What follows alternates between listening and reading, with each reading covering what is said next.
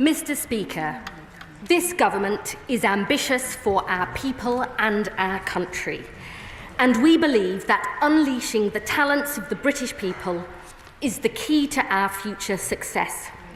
But the social security system we inherited from the Conservatives is failing the very people it is supposed to help and holding our country back. The facts speak for themselves. 1 in 10 people of working age now claiming a sickness or disability benefit. Almost 1 million young people not in education, employment or training. That's 1 in 8 of all our young people. 2.8 million out of work due to long-term sickness. And the number of people claiming personal independence payments set to double this decade from 2 to 4.3 million, with the growth in claims rising faster among young people and mental health conditions, and with claims up to 4 times higher in parts of the Midlands, Wales and the North, where economic demand is weakest, places that were decimated in the 80s and 90s, written off for years by successive Tory governments and never given the chances they deserve. And the consequences of this failure are there for all to see. Millions of people who could work, trapped on benefits, denied the income, hope, dignity and self-respect that we know good work brings. And taxpayers paying millions more on the costs of failure, with spending on working age sickness and disability benefits up 20 billion since the pandemic, set to rise by a further 18 billion by the end of this Parliament to £70 billion a year. And it is not like this in most other comparable countries, where spending on these benefits since the pandemic is either stable or falling, whilst ours continues to inexorably rise. This is the legacy of 14 years of Tory failure. And today, Mr. Speaker, we say no more. Since we were elected, we have hit the ground running to get more people into good work through our plan for change. We're investing an extra £26 billion into the NHS to drive down waiting lists and get people back to health and back to work. We're improving the quality of work and making work pay with our landmark employment rights legislation and increases in the national living wage. We're creating more good jobs in every part of the country, in clean energy and through our modern industrial strategy. And we are introducing the biggest reforms to employment support in a generation with our £240 million Get Britain Working plan.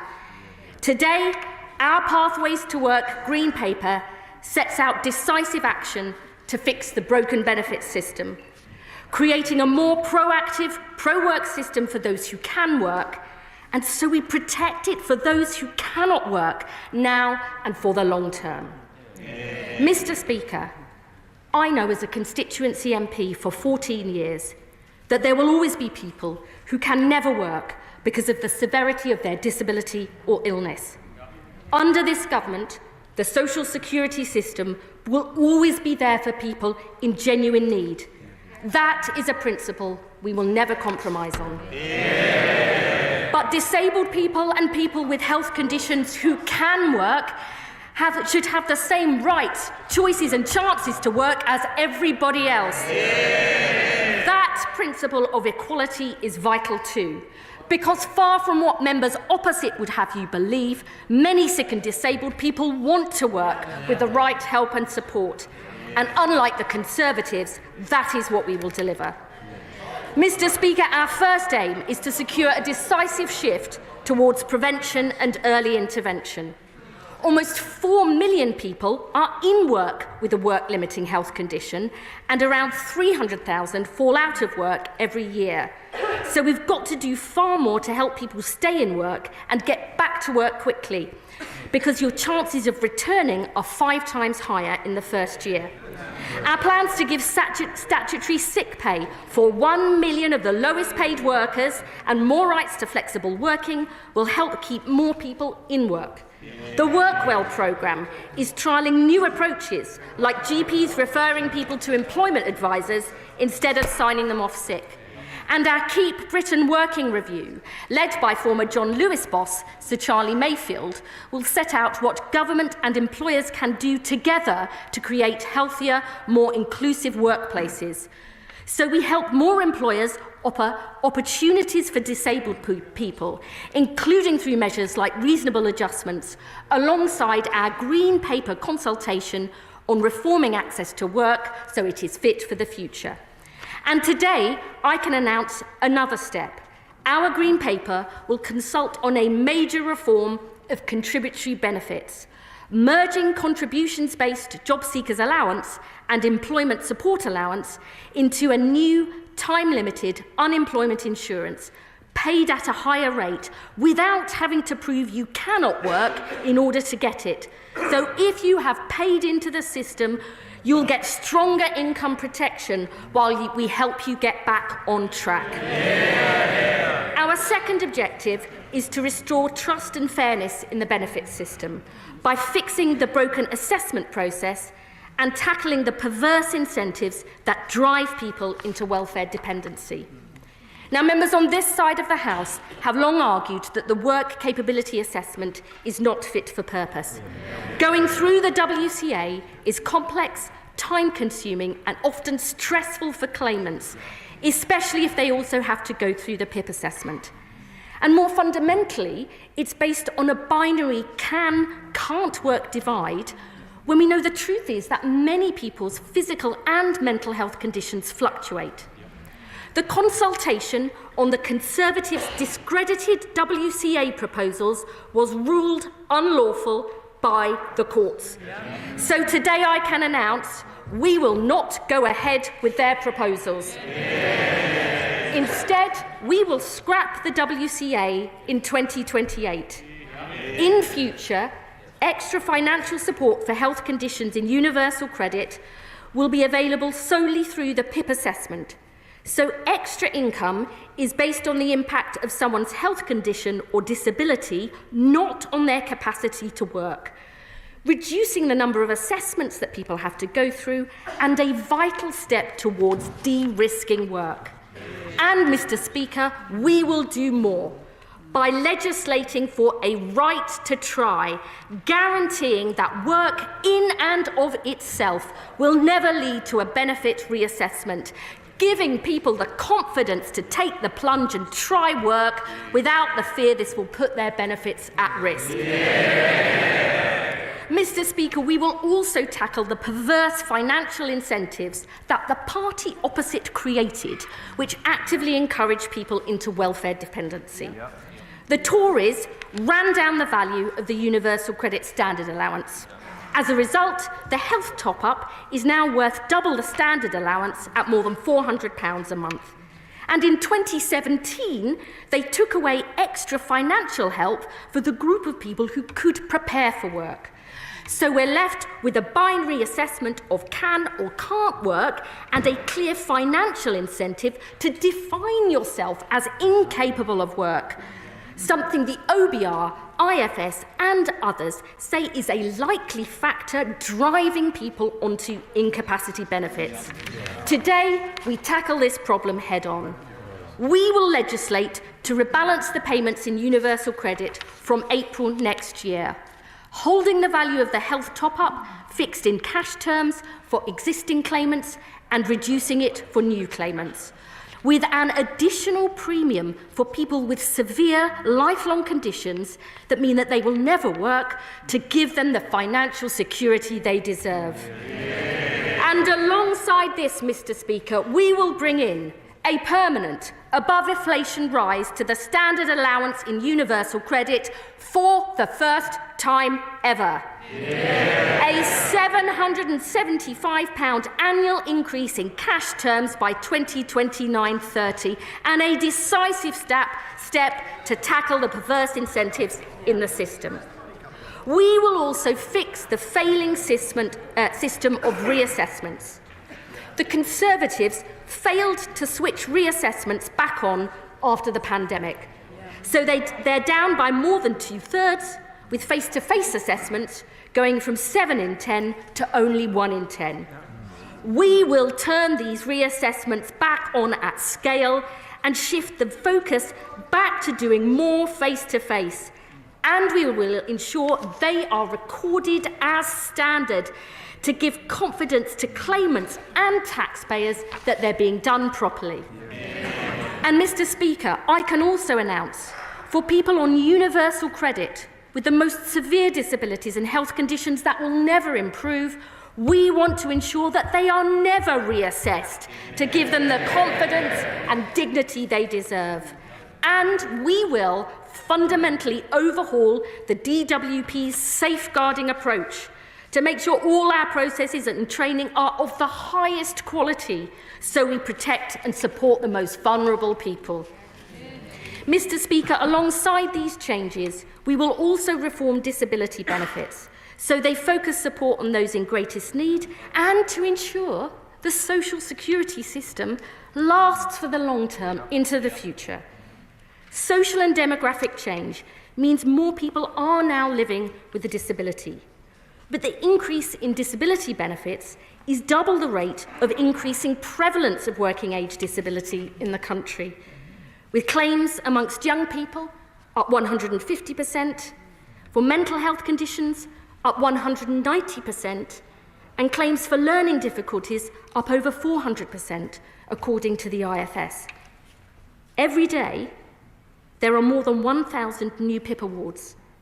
That's the equivalent of adding a population the size of Leicester every single year. Mr. Speaker, that is not sustainable long-term, above all for the people who depend on this support.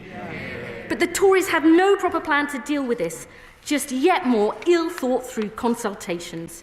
So today I can announce this government will not bring in the Tory proposals for vouchers because disabled people should have choice and control over their lives.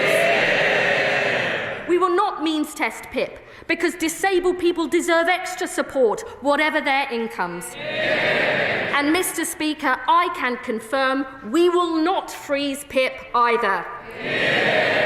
Instead, our reforms will focus support on those with the greatest needs.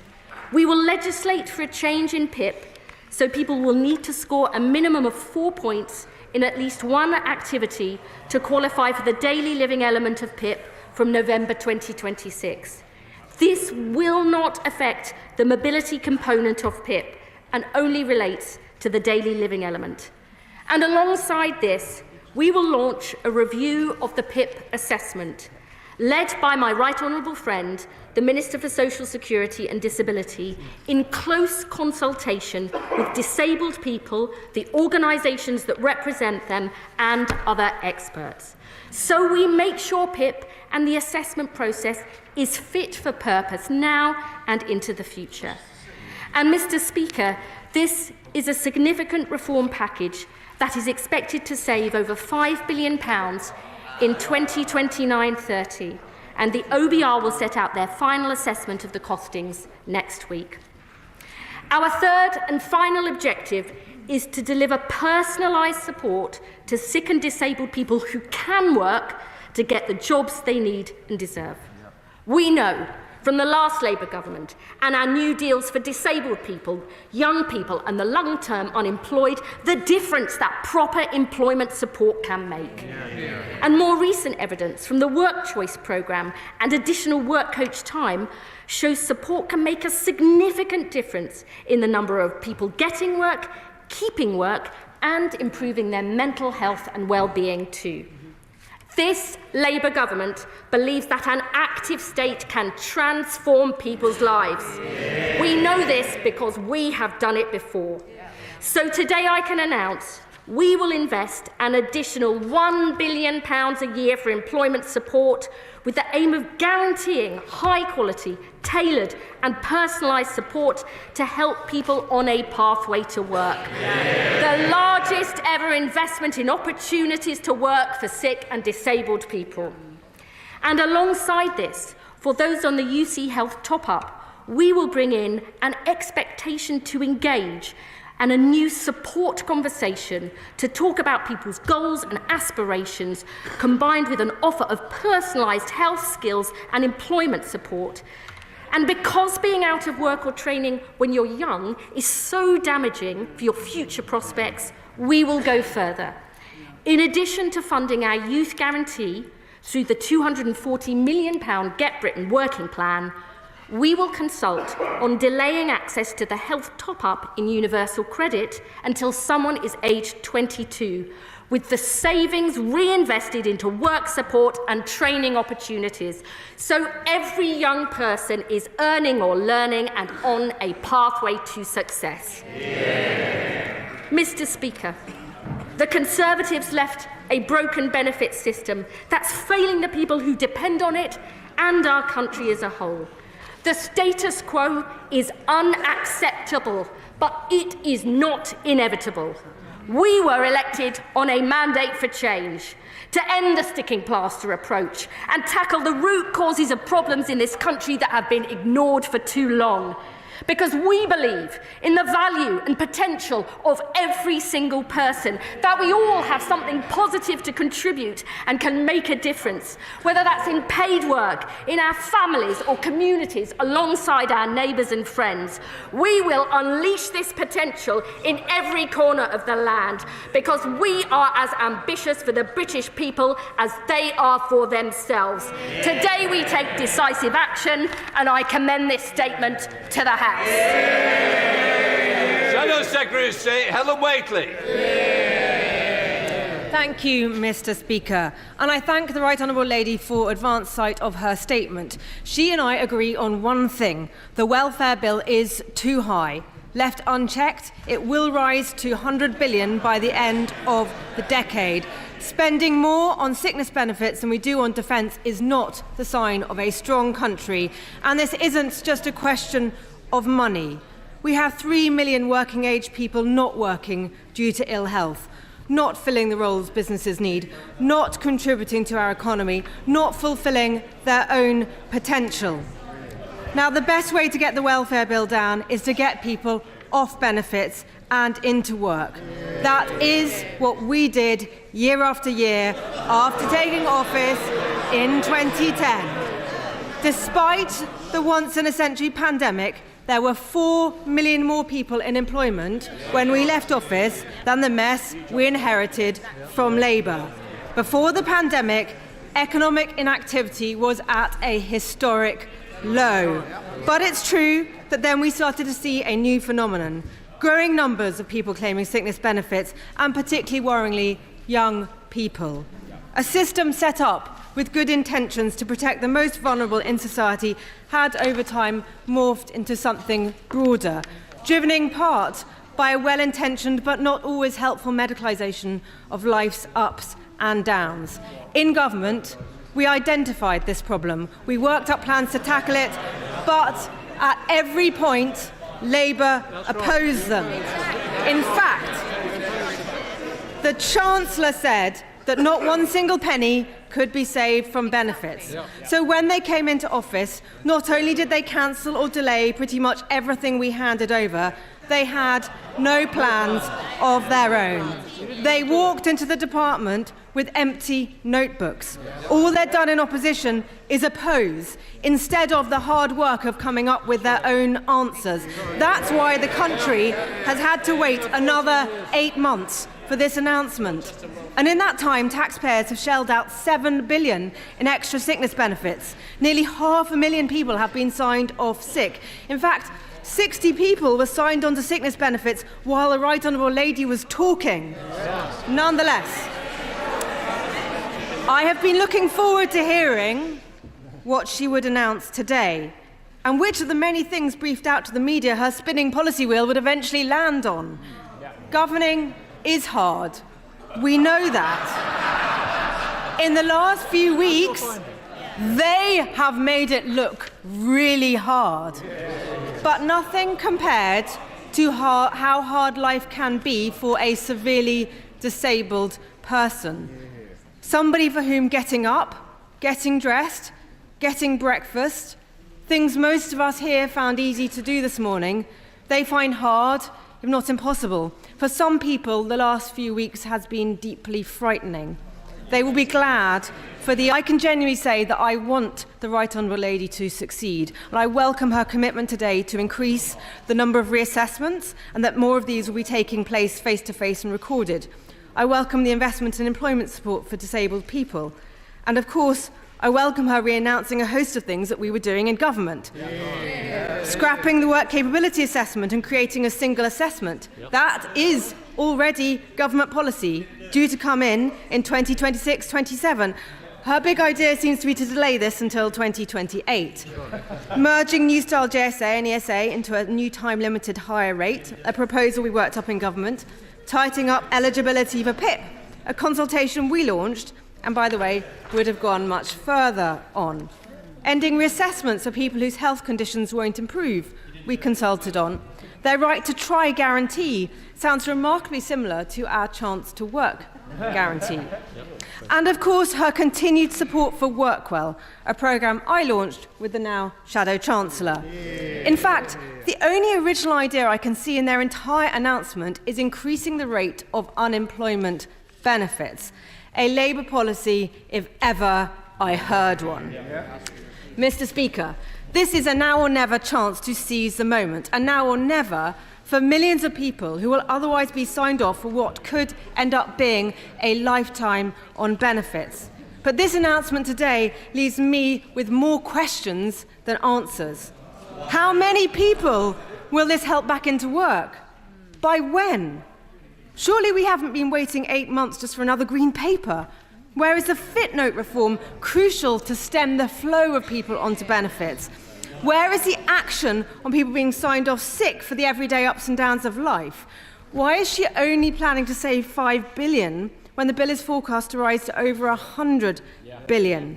And do the savings she's announcing today include the $5 billion savings we'd already agreed with the OBR for reforming the work capability assessment? Because if so, she has made virtually no savings of her own. What is the saving net of the additional expenditure planned? Fundamentally, this is too little, too late. The fact is,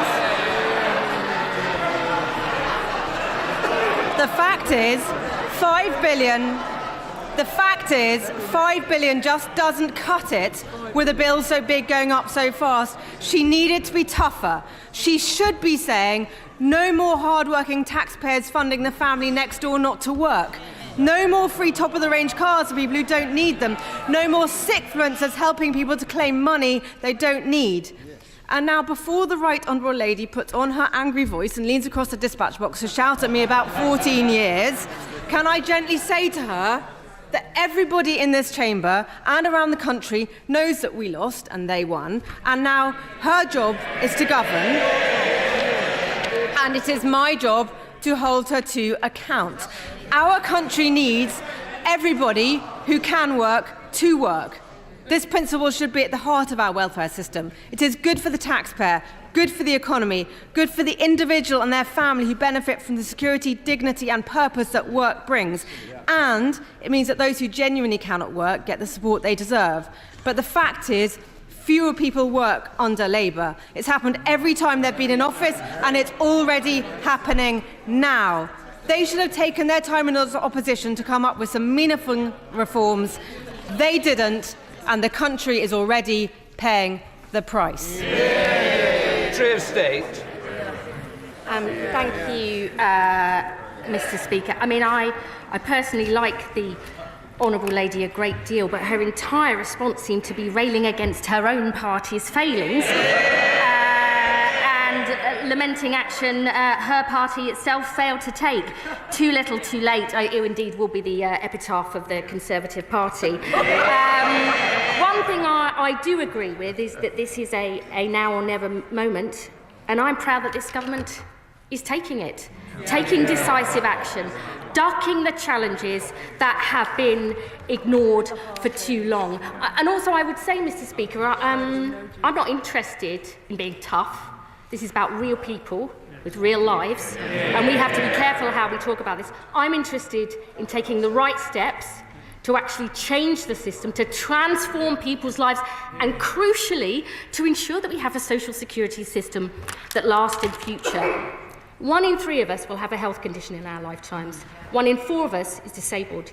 And unless we as a country in the welfare state, the world of work, and all of our public service wake up to that fact, that welfare state that the Labour Party created will not be there for future generations, as that is what we are determined to secure. This is a substantial package of measures that will save around £5 billion by 29-30. We will have to wait till the OBR comes up with its final costings on all of this at the spring statement.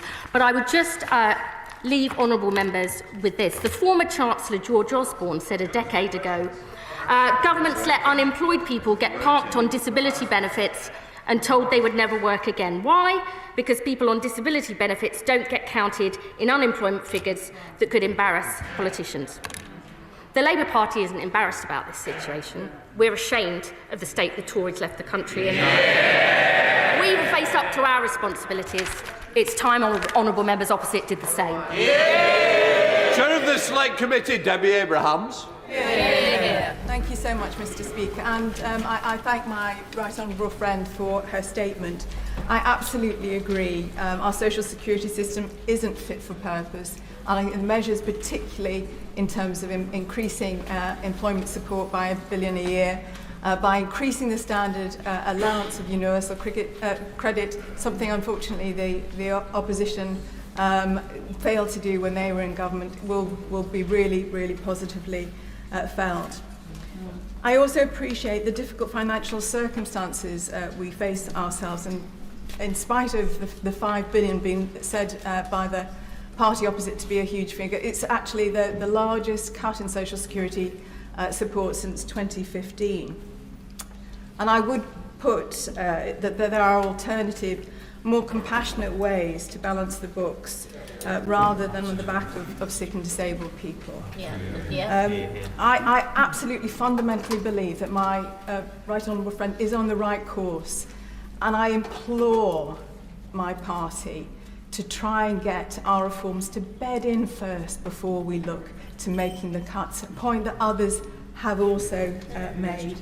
There's so much evidence of the adverse effects that the party opposite had with the cuts in support and the restrictions in eligibility criteria when they were in government, including the deaths of vulnerable people.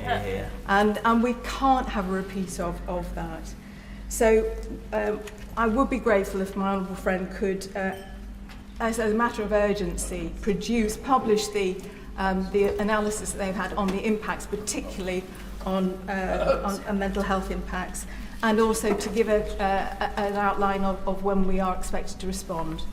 Thank you. I really thank my honourable friend for her response. Let me say straight off, we will be publishing the equality impact analysis and the poverty analysis alongside the spring statement. I know that she is a lifelong champion for sick and disabled people and has rightly raised concerns, including through the Select Committee, on vital issues like safeguarding, and I look forward to receiving the Select Committee's report on that to learn from the evidence they've received. I would just say that although this package is a substantial package with those estimated savings, spending on working age, sickness and disability benefits will continue to rise over this Parliament. The last forecast was that it would continue to rise by £18 billion.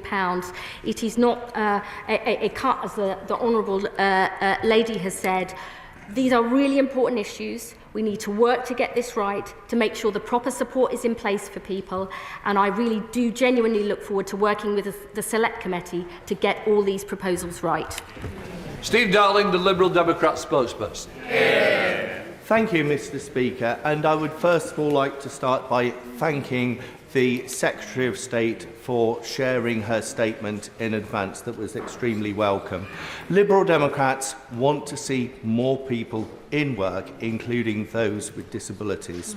Sadly, the significant blocker for those people getting into work is the appalling state of our health and social care system left behind by the Tories to my right in more ways than one. And we desperately need the new Labour government to drive forward with reforms that actually see an investment in our health service to improve it. The devil is in the detail of these proposals, and I do fear what we will find as we turn over rocks over the next few days, particularly for those who are most vulnerable. The Minister has described the system as a broken system, and so therefore I would like to ask the Minister, how are you driving... Sorry, Chair. How is the Minister driving significant change through this? I fear that this is just tinkering around the edges where we need to see real culture change within the DWP. And also, Mr. Chair, investment in our NHS is absolutely more essential. Secretary of State. I actually agree with the honourable gentleman. We do need extra investment in the NHS and to overhaul the culture of the DWP, and that is precisely what we are doing. We are investing an additional £26 billion into the NHS, an extra £172 million into the Disabled Facilities Grant to help disabled people live independently, £3.7 billion into social care, because that's such an important issue. We do need a decisive cultural shift in the DWP. That's why our Get Britain working plans have announced proposals to overhaul job centres. And we've also said today we need to have a fundamental look at our safeguarding approach. And I would also say this, our Pathways to Work employment support programme genuinely is that, because for some people, getting out of the house is an achievement. For others, going along to a community group, maybe doing voluntary action, getting skills, that is what we mean. And we will work closely, not only with the NHS and my right honourable friend and social care, but also voluntary organisations who have such a vital role to help people on a pathway to success. Dave McHillier. Mr. Speaker, and I welcome my right honourable friend's commitment to making sure that no one is on the scrap heap when it comes to working, that everyone will get the support that they need. I note that she's consulting on delaying access to the health top-up in universal credit until someone is aged 22, and would be grateful if she could explain the rationale for that age and what savings she expects to make if that consultation goes forward. Secretary of State. My right honourable friend raises a really important issue. I would say on that, honourable members, I mean, patience is not my greatest virtue, but honourable members will need to wait until the OBR's full assessment of individual measures and the savings that they make for the spring statement. And also on the delaying access to the health top-up for those under 22, there will be a specific exemption for those who are never able to work because their disability is so severe. But this is all about matching it with our youth guarantee, announced in the Get Britain working plan, to make sure every young person is earning or learning. Because if you are not in education, employment or training when you are young, the impact can be lifelong and scarring for your health, job prospects and earnings, and so we have got to put that right. Esther McVeigh. Thank you, Mr. Speaker. How precisely will these benefit cuts be realised, given this government's anti-business budget, which has seen businesses close at the fastest rate since Labour was last in office, and of those still standing, 30% are planning to cut staff to cope with the increase in the employer's national insurance contribution? Where are the jobs?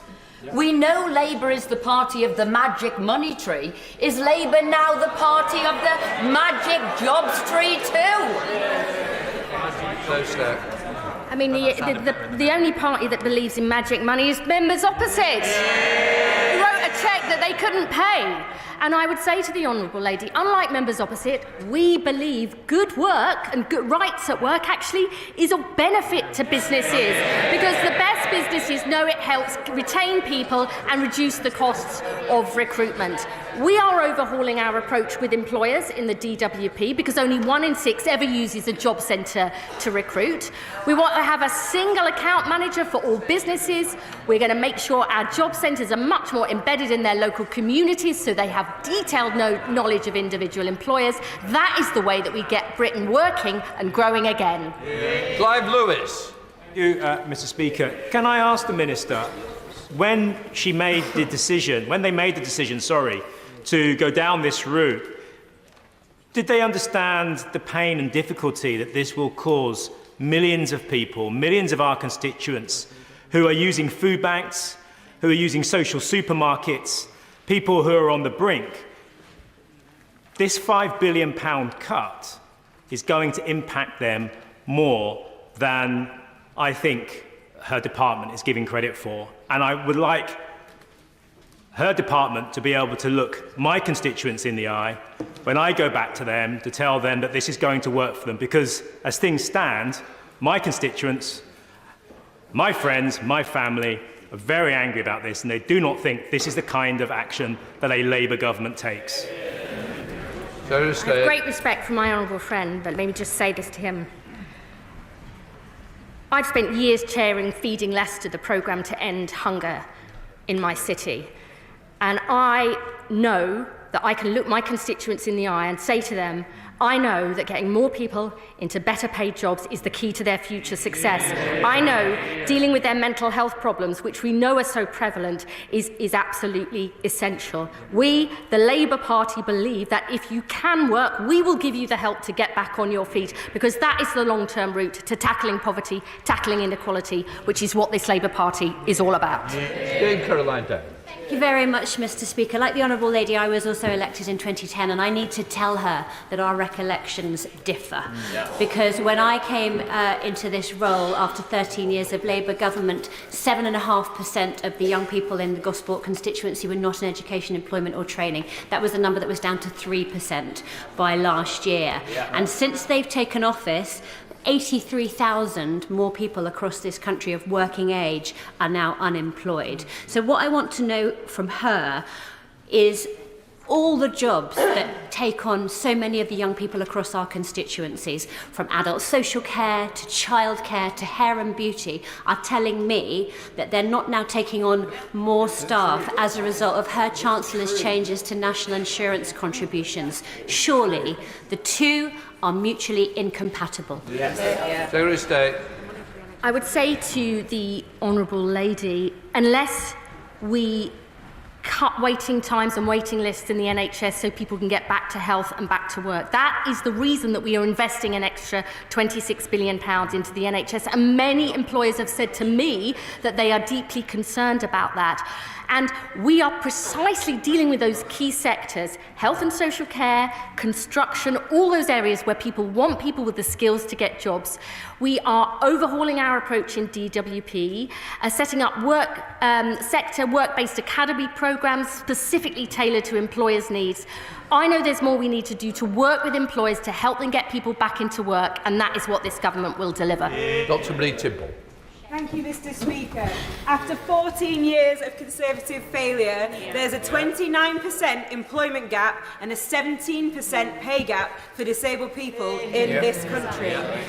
Therefore, we must ensure that the social model of disability is central to government decision-making to achieve inclusive growth that enables disabled people to fulfil their potential. I welcome her proactive approach to reasonable adjustments and the £1 billion support package to get disabled people back into work where they can work, as well as her recognition that PIP is designed as an in-work benefit to enable people to live independently, because research shows that supportive, incentive-based approaches massively outperform cuts or sanctions in getting disabled people into sustainable employment.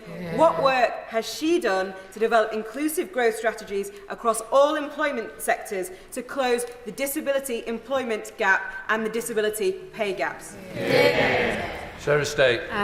I absolutely agree with my right honourable friend. This is at the heart of our mission here, providing those equal rights and choices for disabled people to work as anybody else. We will be working with disabled people and the organisations that represent them to develop our pathways to work employment support so we get it right, because we won't do that unless we work closely with disabled people. And we are also working right across government. We have disability ministers in every single government department. They are driving this agenda forward, and I know that my right honourable friend will give much valued advice and help to make sure we get it right in every part of this government. John Milne. Thank you, Mr. Speaker. Encouraging and enabling people back to work is a laudable aim, but how can the Minister assume $5 billion's worth of success in advance of actually rolling out the programme? Surely the right approach is to let the reforms generate savings naturally by a concrete reduction in need, rather than to set an arbitrary target beforehand. We're not setting an arbitrary target. We're fixing a broken system, and we're taking action immediately, because we believe we have to both put in place that employment support, put in place the health support and social care support at the same time as fixing a broken benefit system. And I would just say to the honourable gentleman, I start first, last and always with people. What do we need to do to give people the opportunities they deserve if they can work? What do we need to do to make sure the social security system lasts in future? That is something that we cannot put off any longer, because that is not good enough for the people that we were elected to serve. Joanna Baxter. Thank you, Mr. Speaker. PIP is a devolved benefit known as the Adult Disability Payment in Scotland. Can my right honourable friend assure me that she'll be working with partners, including the Scottish Government, to ensure that disabled people right across the whole of the UK get the support that they need? Secretary of State.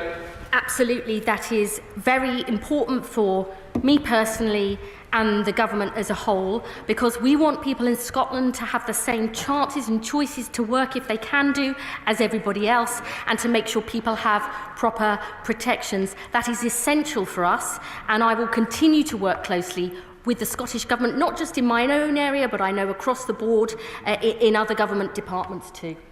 Mark Pritchard. Speaker. Youth unemployment stood at 642,000 as of the last quarter of 2024, a rise of 136,000 on 2023, and a youth unemployment rate of 14.8%. She mentions earlier in her statement, earn and learn. Does she agree with me that one way of perhaps attracting some people back into work is for her to have discussions with her colleague in the Ministry of Defence, the Defence Secretary? And would she agree with me that getting more young people into His Majesty's Armed Forces, Air Force, Navy, Army, would be a starting place?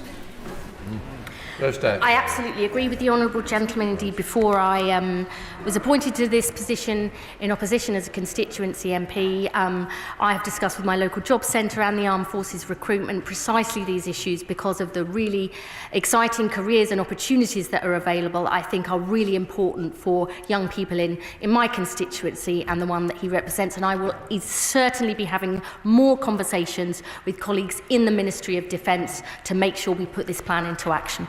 Clive Efford. Mr. Speaker, I've heard many people make a moral case for the changes that my right honourable friend has announced today. But does she agree that over the last 20 years, those people with large amounts of wealth have done extremely well, whilst average household incomes have stagnated and the standard of living for the overwhelming majority has gone down?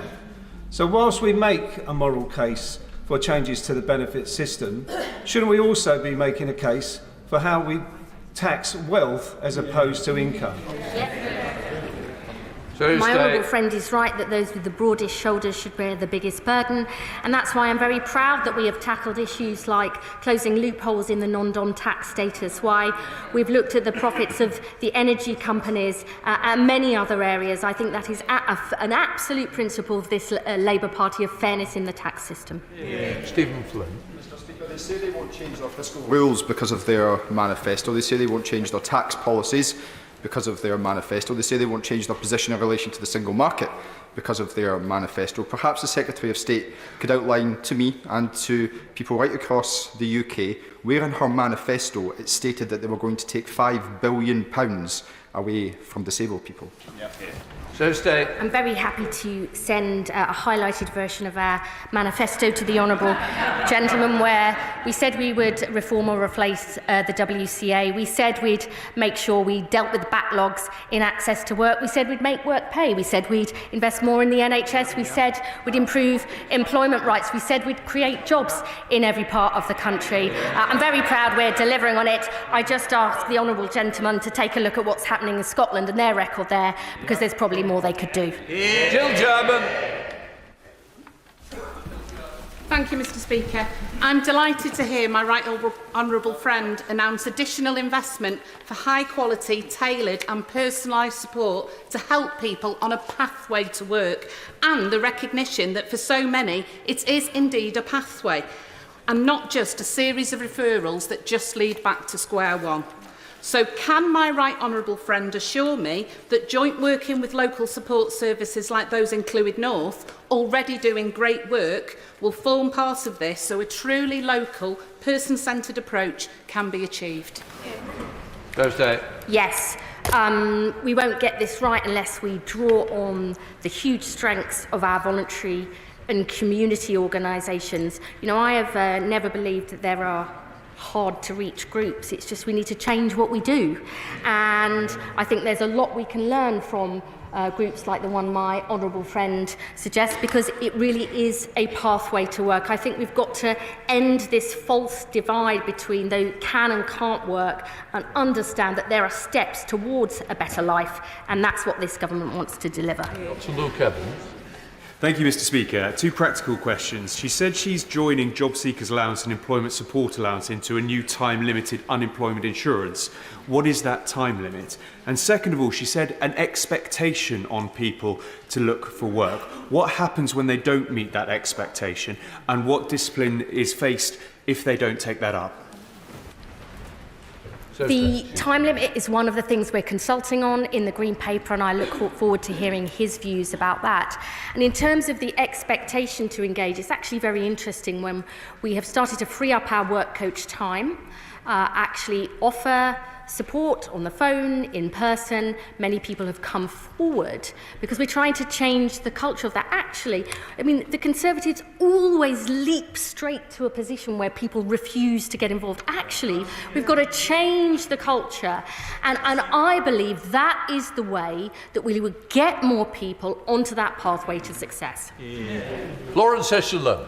Thank you, Mr Speaker. I agree with the Secretary of State that many disabled and sick people want to work, but the reality is cutting PIP will not address the reasons why they don't. The Secretary of State outlined the reasonable adjustment framework for disabled people is hard.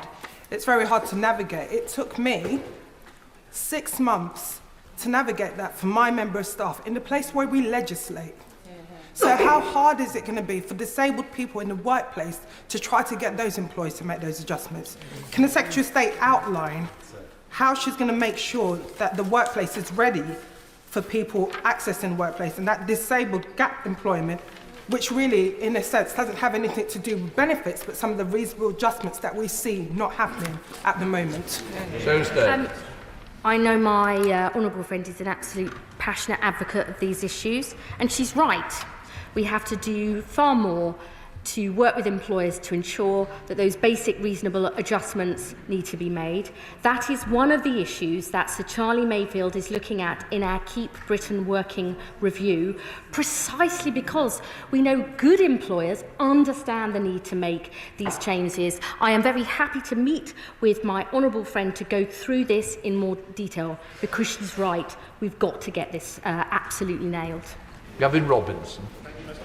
First it was the pensioners and their winter fuel allowance, then it was the waspy women and broken promises, and now it's the sick and the vulnerable. We believe in protecting the taxpayer, but protecting those who need our support the most, and yet not a word about abuse, or not a word about those who are taking money out of the system when they are not entitled to it. Can I ask the Secretary of State how she can rationalise in her mind in this statement how she, on the one hand, accepts that people's health and their well-being can fluctuate, but on the other hand say that she's going to do away with the accumulation of points.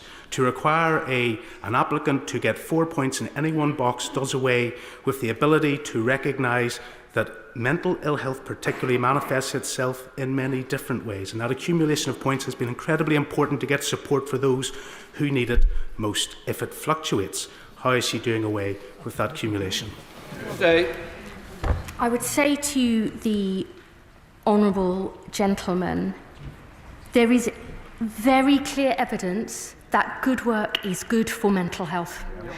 And that is for people with anxiety and depression, but also those with more severe conditions, psychosis, schizophrenia, really clear evidence from the NHS individual placement and support programme that you can help people get into work. That's not only better for them and their incomes, but it reduces their relapses and spending on the NHS. He asks me how I rationalise this. It's because I am not prepared to accept a system that is miserable for people, that traps them in poverty, that denies people the chances and support they deserve. And I am also not prepared to accept an inexorable rise in the cost of spending, much of which is on the cost of failure, precisely because I want to ensure the social security system lasts for the long term. Sarah Owen. Mr. Speaker, I think all of us on this side of the House at least understand the scale of the financial bin fire left by the previous government. But there are those that are worried and are seeking assurances at home.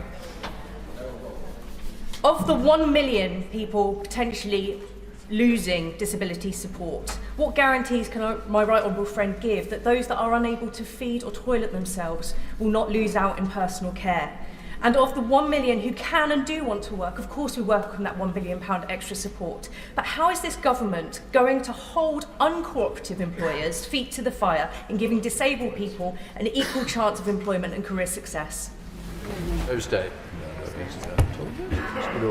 I agree with my honourable friend. I know people are worried and concerned. And that is a really important issue. It's why I disagreed with the opposition spokesman saying we need to be tough. I'm not interested in that. This is real people and real lives. And I would say that the changes in PIP are not coming in immediately. They will be from November 2026 for new claimants. Those with severe conditions who will never work will be protected. If people do have a reassessment, it will be done by a fully trained assessor or a healthcare professional based on their individual needs. And in order to ensure there is greater confidence in those assessors and the decisions that are being taken, we will overhaul our safeguarding and training, and we will record those assessments as a standard, because that is absolutely essential. So Desmond Sway. Speaker, because working is so beneficial to mental health, will she require claimants to undertake socially useful work in order to retain their benefits? Sarah State. No. Gives you the flexibility. There's only a few. Neil Coyle. Neil Coyle.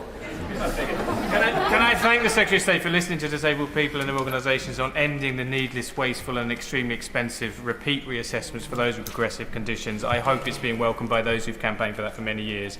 But can I ask if the Green Paper plans will include tackling the disincentives to work for disabled people and others in supported housing that mean working more than 15 hours a week can actually result in financial penalties in a system not just ignored by the party opposite, but put in place by the two parties opposite in coalition when they fumbled the universal credit introduction?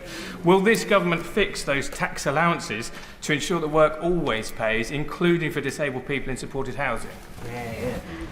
My right honourable friend, the Minister for Social Security and Disability, is looking at that, and I am sure he will discuss these issues with my honourable friend if he would like that. John Burry. Thank you, Mr. Speaker. I've heard nothing today that shows the government has yet listened to disabled people. Any changes to PIP should have been co-produced, but we have this week 25 disabled people's groups and charities writing to ministers begging to be included and not as an afterthought. Can the Secretary of State explain why disabled people are feeling so disregarded and scapegoated, and why impoverishing them to the tune of £5 billion is a higher priority than a simple wealth tax? Hear, hear. Thursday. I mean, I think many disabled people did feel disregarded and ignored under the Conservative government. And I would say to her that on many, not all, but many aspects of what I've announced today, we will be working with disabled people and the organisations that represent them. And if she has particular issues and concerns that she would like to raise, I would be very, very happy to her if she'd like to write for me or meet myself or the Minister for Social Security and Disability. Mike Donald. Mr. Speaker, you know that there are decisions made in this House that stay with you for the rest of your life. This is one of them. Can I say to the Secretary of State, we all agree with their objectives of trying to ensure that disabled people are fully have the resources to have a decent quality of life, and that those capable of work have the support to get them into work. But the reality is trying to find up to £5 billion worth of cuts by manipulating, by changing the PIP rules, the criteria, will result in immense suffering, and we've seen it in the past, loss of life.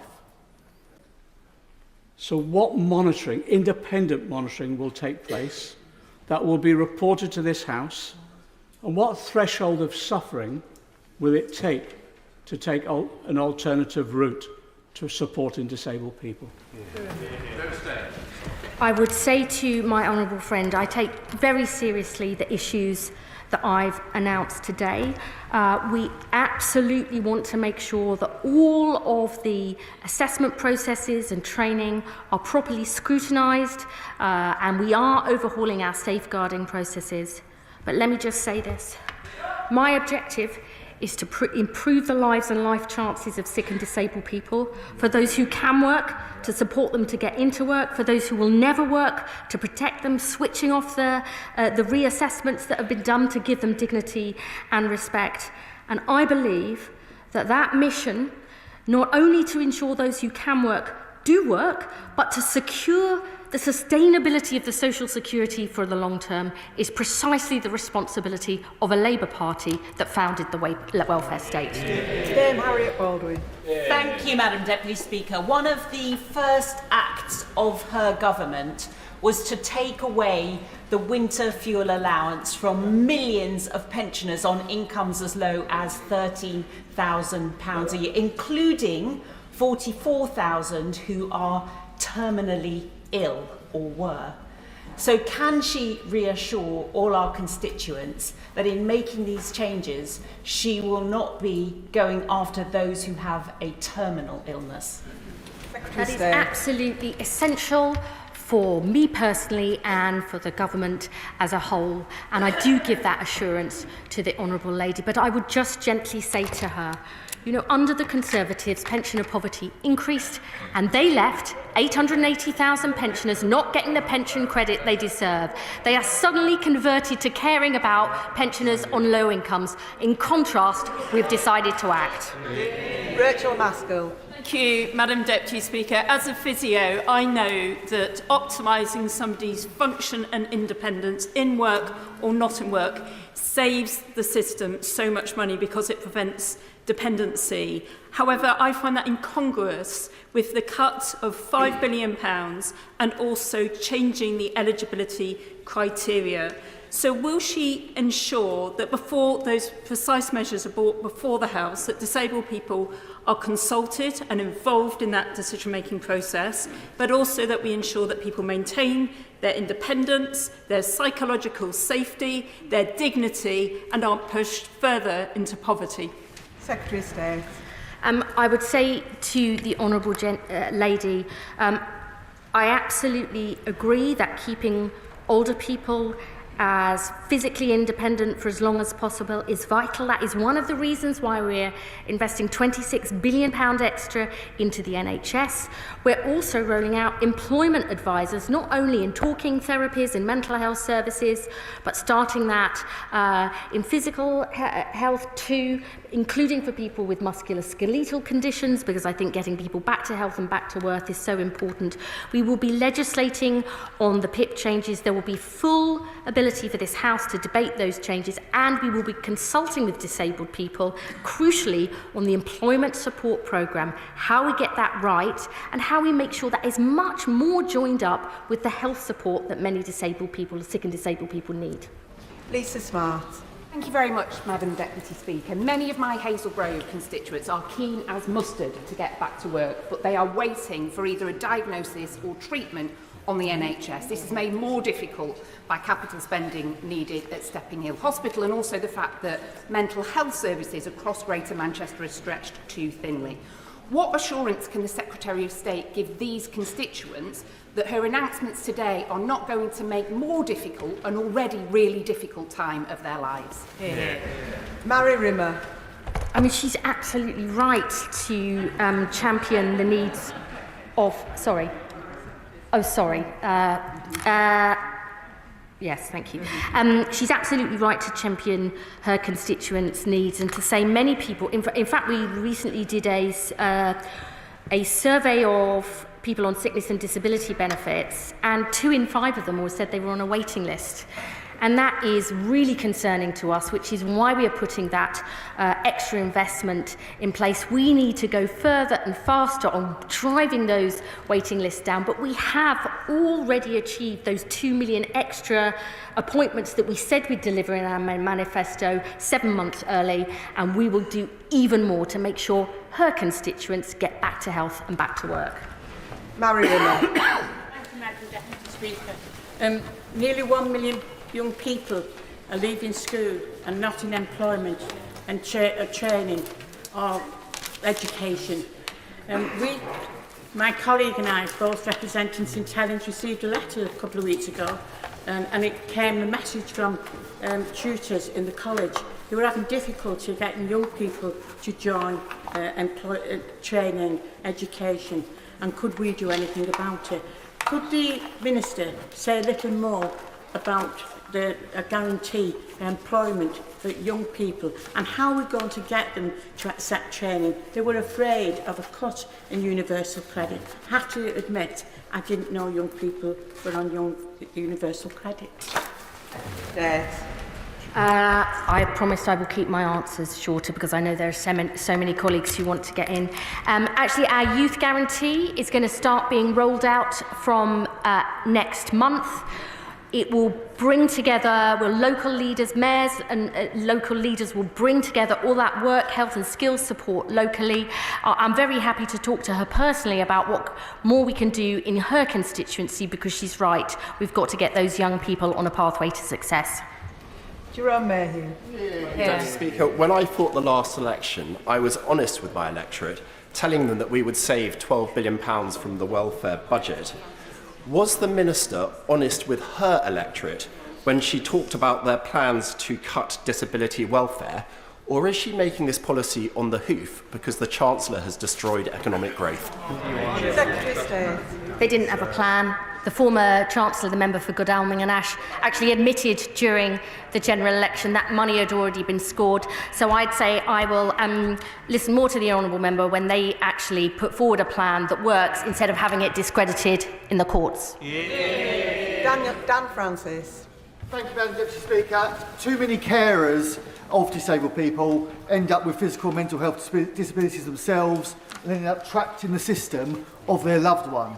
What more can the Secretary of State do with her colleagues in the Department of Health and Department of Education to stop that trap? Secretary of State. I've been a lifelong champion of family carers who give their all to looking after the people they love.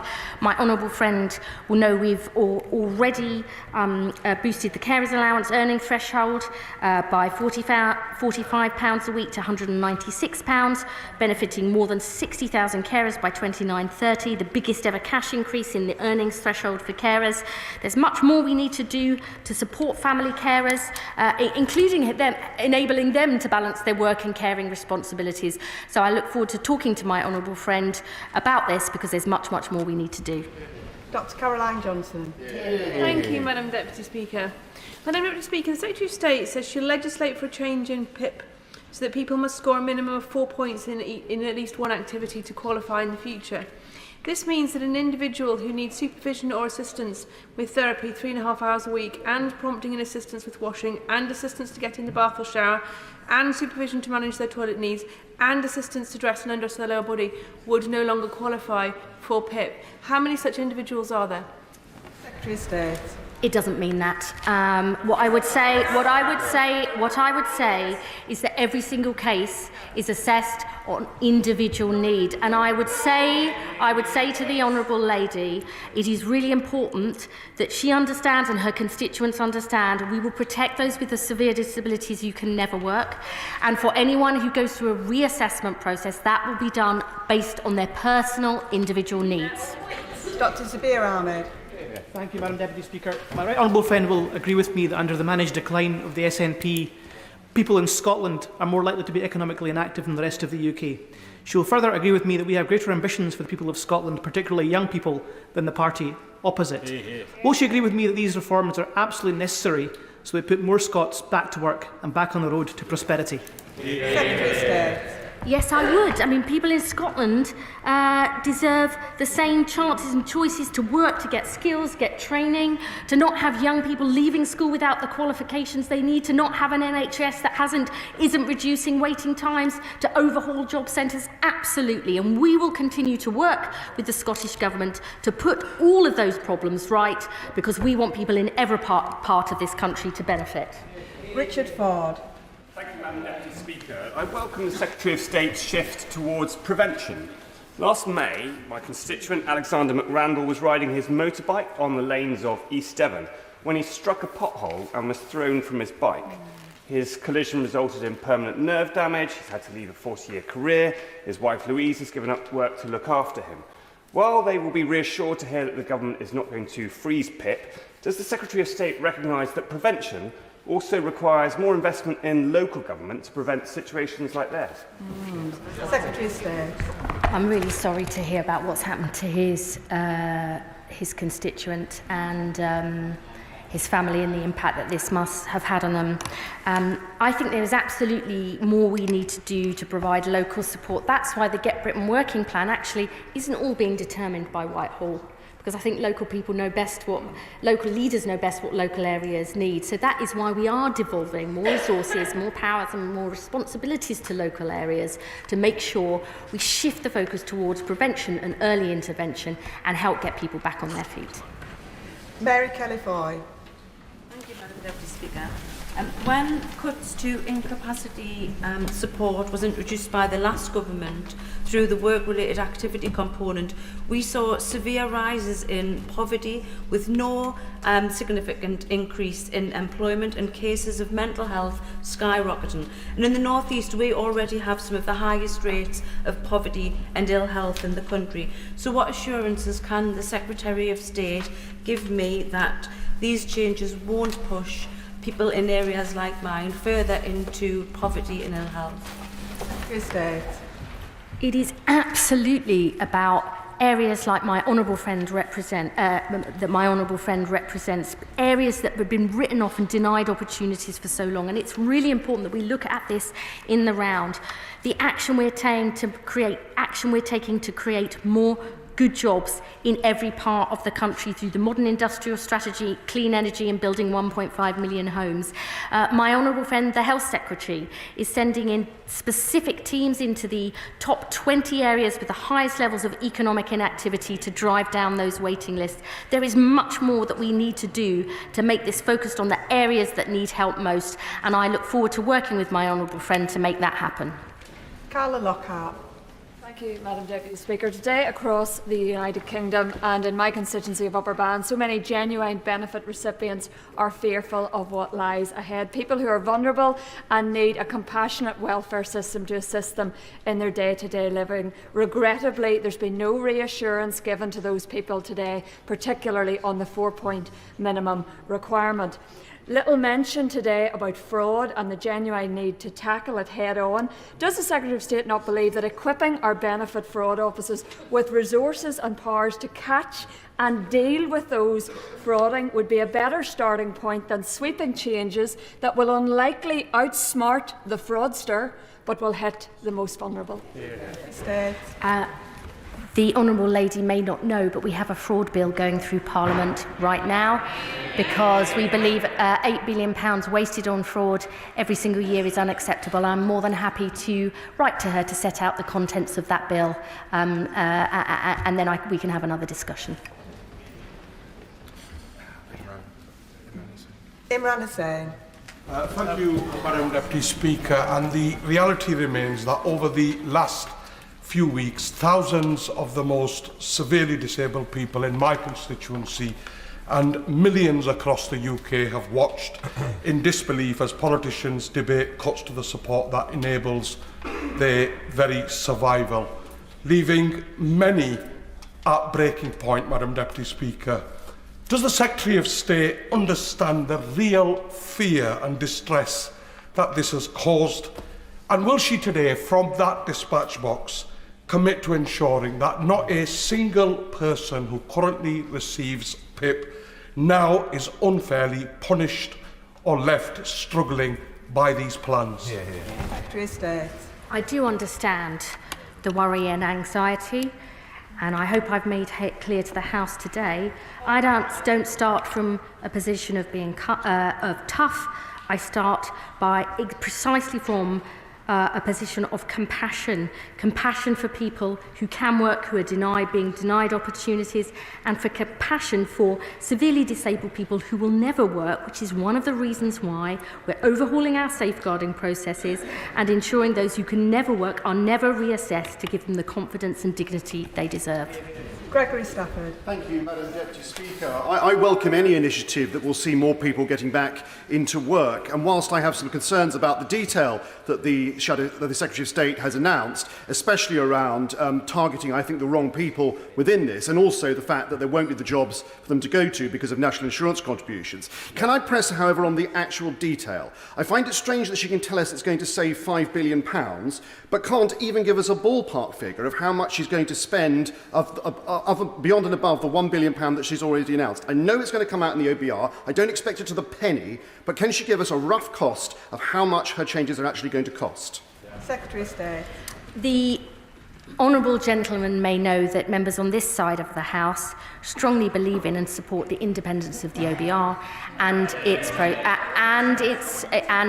the processes behind it. So whilst we are able to give overall figures today, the individual costings, how many people who will be affected, and by how much, he will have to wait until the OBR assessment is published at the spring statement. Gionwara. Many constituents have contacted me afraid of losing their benefits. After 14 years of Tory neglect and chaos and several months of scaremongering, there's real vulnerability and fear in my constituency. So could she confirm that on this side of the House, we believe that those who cannot work are entitled to a decent standard of living nevertheless? And like her, I believe that good work is good for you. Good for mental well-being, good for sense of worth, good for economic security, and disabled people are entitled to that.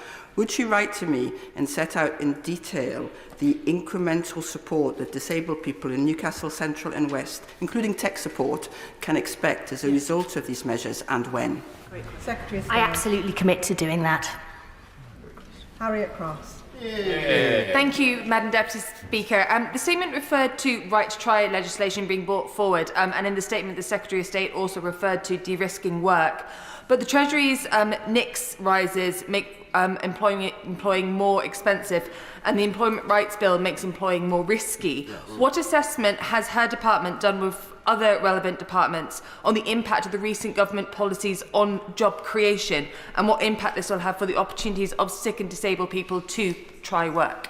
Secretary of State. I mean, members on this side of the House believe good work and employment rights makes it more likely that people will take work. That's why we're bringing them forward, and it makes it more likely to keep people in work. And actually, we have a lot of employers who want to work with us to get the people that they need because they are struggling to fill those vacancies. We're overhauling our approach to that because we want to serve employers to better meet their needs. Melanie Ward. Of course, everyone in our country who can work and should receive appropriate support to do so. It is of the utmost importance to many on these benches that Labour ensures that disabled people who can never work are supported and protected to live the best possible life in dignity. Can the Minister tell me how an adult who cannot work, however much they would have liked to, because, for example, they have cerebral palsy, a visual impairment and learning difficulties, and who is on enhanced PIP and LCWRA, will be affected by these changes? What would be the impact on their finances? Secretary of State. I know my honourable friend cares absolutely passionately about these issues, and I have spoken to her about them many times before.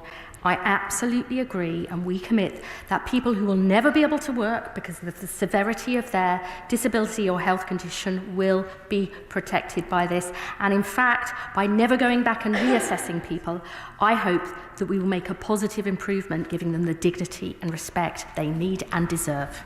Alison Bennett. Madam Deputy Speaker. Culture matters, and when I've spoken to carers who've been the victim of the carers overpayment scandal, the culture at the DWP is something they describe as spirit-crushing. But the culture of the government matters too. And last week I spoke to my constituent Jeff, who lives in Haywards Heath, who is partially sighted, and he told me that he and the partially sighted community have been sick with worry about what's been brought forward today. Does the Secretary of State think that the pitch rolling that's gone over the last 10 days is the right way to make these kinds of announcements? Secretary of State. I hope from now on honourable members will focus on the proposals we are actually putting forward. I would say to her culture does really matter, and that is, she referenced carers allowance. That's why we launched an independent investigation into this, because I don't just want to be told we're putting things right. I want independent voices to say that we are actually putting that right. And even recently, I would just say, I think many of our work coaches in job centres are absolutely wonderful, but I've heard from other honourable members in this House things like work coaches ringing deaf people. You know, we have to start changing that, looking at our training processes, putting all of this right, so everyone is treated with the dignity and respect they deserve. Adam Thompson. Madam Deputy Speaker, in Erewash, there are many disabled and sick people who can never work, but who are forced to jump endlessly through hoops for the benefits that they need to survive. Can I welcome and end the needless stresses that these people must endure? And can I ask her to elaborate on these plans? This is actually something really important to myself and the Minister for Social Security and Disability personally, through cases that we've seen where it seems, quite frankly, unbelievable that people whose disability is never going to change or their health condition is only going to get progressively worse. So whilst we switch reassessments back on and more face-to-face for people on the health top-up, we really want to make sure that there is dignity and respect for those who can and will never work, and I would be more than happy to write to my honourable friend with more details about that proposal in the Green Paper. Kirsty Blackman. Madam Deputy Speaker, has the Secretary of State ever been diagnosed with depression? Because I have. I have been in a situation where getting up in the morning, where having a shower, where brushing your teeth feels like the biggest fight just to achieve those things. Does she think that putting people with diagnosis of a mental health condition through more reassessments is going to make their mental health condition better, or is it going to make it worse? The honourable lady will forgive me if I don't talk about any health issues I may or may not have had in the past, and although she is brave enough to talk about them in this House, I would say that people's mental health condition affects them in many, many different ways. And there are people with anxiety and depression who say to me that work has actually given them structure and purpose and helped them deal with the problems, and others who've said sometimes they just can't get out of bed, let alone out of the house. And I think we need to have a system which recognises the different and fluctuating nature. We've got to move people from employment benefits onto incapacity benefits to say that there was more people in employment. So it's always needed reform. How we go about it and the way we go about it is fundamental and important. And I don't think it should be linked to saving money, because that's rather crass and it's caused lots of anxiety for my constituents in Brent East and elsewhere. The patriotic millionaires have said that just a 2% on assets over 10 million will bring in £22 billion a year. That's a better way to bring money in to help fill the black hole that we found ourselves in for the disaster of 14 years of the Tory government. Does the Minister agree with me that aspiration, compassion, care, fairness will be the hallmark of this Labour government? Secretary of State. Aspiration, compassion, care, fairness is absolutely the hallmark of this government.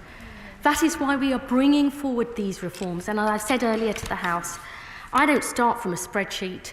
I start from my belief that everybody has a value and a contribution to make in whatever way, and that we want people to fulfil their potential, and that is what these reforms are about.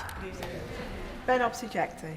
Mr Speaker, given the announced changes to the personal independence payment, what assessment has the Secretary of State made of the potential impact upon injured service personnel claiming the personal independence payment as an interim measure whilst their compensation claims are processed prior to the awarding of the Armed Forces independence payment? And will the Armed Forces independence payment also be in scope of these changes? Secretary of State. May I say to the honourable gentleman, I will look into that in detail and I will respond to him as soon as I can. Helen Hayes. Thank you, Madam Deputy Speaker. My right honourable friend co-chairs the Child Poverty Task Force. Can she tell the House what analysis she has undertaken of the impact of the reforms she's announcing today on child poverty? Will she publish that analysis? And can she assure the House that the reforms she is announcing today will not make child poverty worse for anybody who is a child living in a family where their parents or carers are in receipt of benefits? Secretary of State.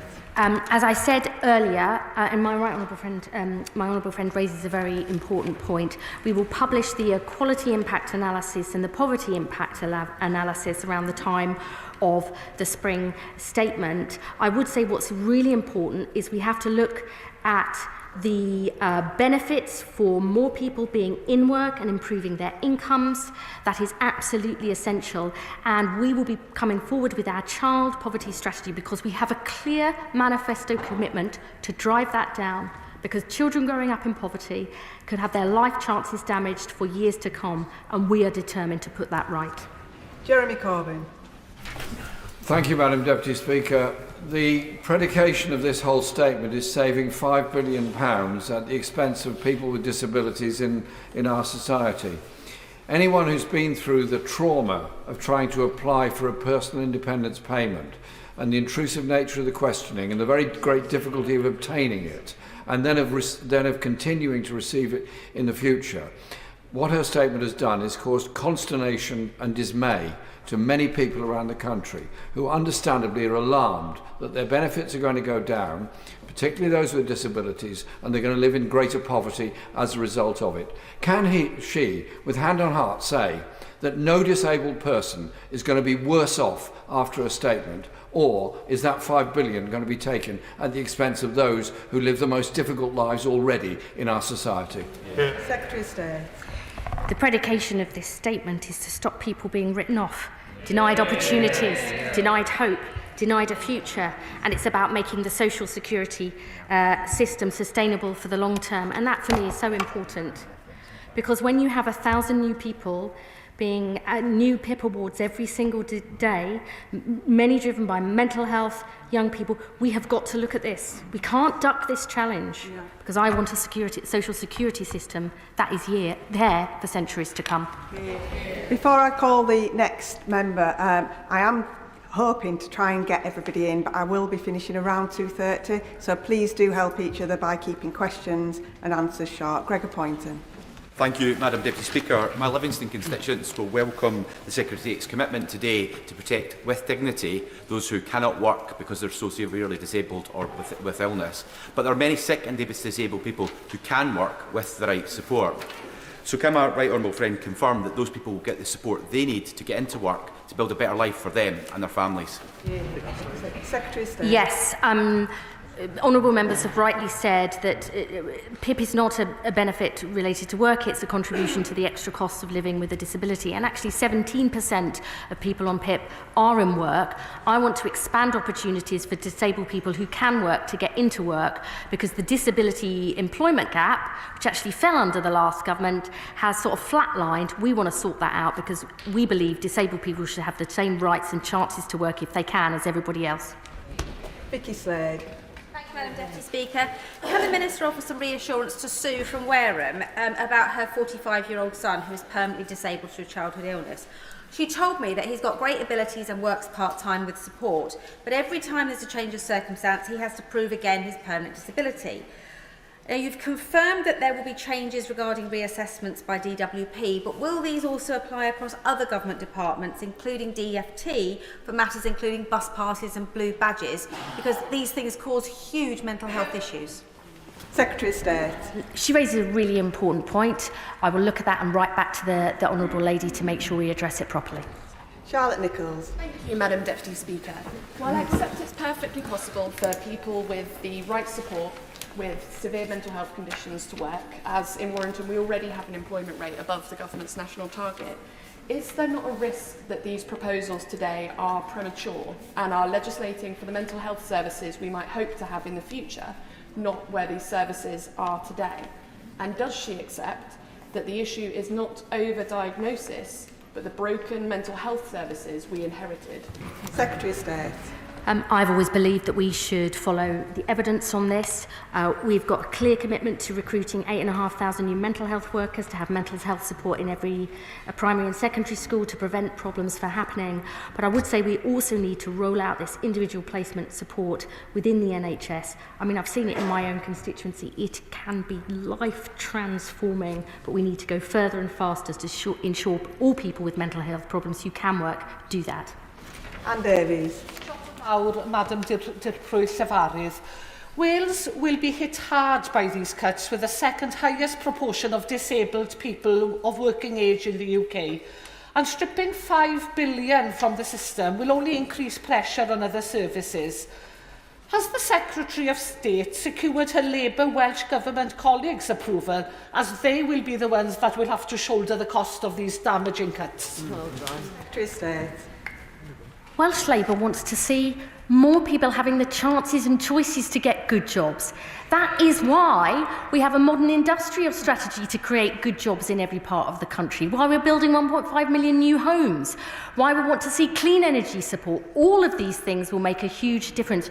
We do not believe the status quo is acceptable or inevitable. That is why our plan for change will create more good jobs in every part of the company, and that's something I hope she and her party will welcome. Annalise Midgley.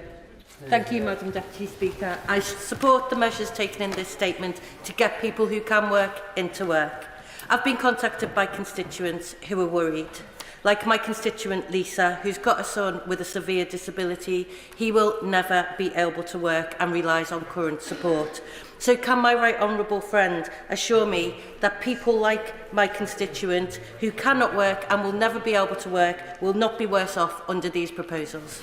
Secretary. We absolutely will protect those who can never work. And one thing that I haven't said to the House so far, one of the things we're actually consulting on in the Green Paper, is whether we should increase the age at which children get DLA from 16 to 18. I think that's a very important point to give people the reassurance they need and deserve.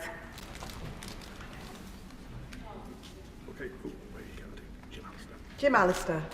Thank you. To me, parity in our welfare benefits is a key feature of our union.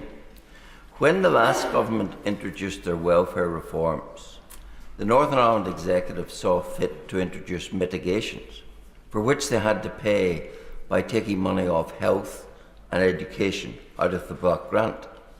If on this occasion the Northern Ireland Executive decides to mitigate these cuts, can the Secretary of State confirm that again that money would have to come out of needed services like health and education? And I would say to the honourable gentleman full details about the impact of these changes on the block grant will be available at the spring statement. At the last budget, provided the biggest ever block grant settlement since devolution, and I will absolutely be working closely with both my honourable friend, the Secretary of State for Northern Ireland, and the Northern Ireland Executive to make sure that we do everything possible to help people in Northern Ireland into work and off benefits, to make sure they have the same chances and choices as people right across the United Kingdom. Andrew Pakes. Thank you, Madam Deputy Speaker. Peterborough is a youth unemployment hotspot. And I know there's not many members on the other benches left at the moment, but one of the most shameful parts of their record has been writing off a generation with 1 in 8 young people not in education, earning or training. There is nothing progressive or good about a government that writes off young people and puts them on benefits. Can I welcome the work that she's announced about employment support services for young people? And can I ask her to speak more about my passion, which is the government's youth guarantee, and how we put into reality youth jobs for the future? I know that young people in my honourable friend's constituency are much more likely to be unemployed than young people in the rest of the country, and his passion for the youth guarantee. We are investing extra support into that youth guarantee in his area, and I look forward to launching that youth guarantee very, very soon. Shirkat Adam. Thank you, Madam Deputy Speaker. I applaud the intention of getting people back to work, of course we do. But my inbox, I am certain, like everybody else here, is full of emails from petrified disabled constituents. And the recurring theme is this, Minister, is the absolute disbelief that once again welfare cuts are being imposed by no other than the Labour government. What will she say to my constituent, Jason, who lives in our city, who has now been told by Leicester City Council they will now consider his PIP payment as income and have increased the amount he has to pay by council tax? How does the Minister expect Jason to find the additional £900? I'm very happy if he writes to me about that constituent so I can look at the issue. Kim Johnson. Thank you, Madam Deputy Speaker. 3/4 of the people who claim universal credit and disability have gone without essential items in the past 6 months. The £5 billion cut is likely to make that worse for them. I've had lots of emails from my Liverpool Riverside constituency, and as mentioned already this afternoon, will the Minister speak with the Chancellor about looking at a wealth tax, because we need a wealth tax and not to be attacking those most vulnerable.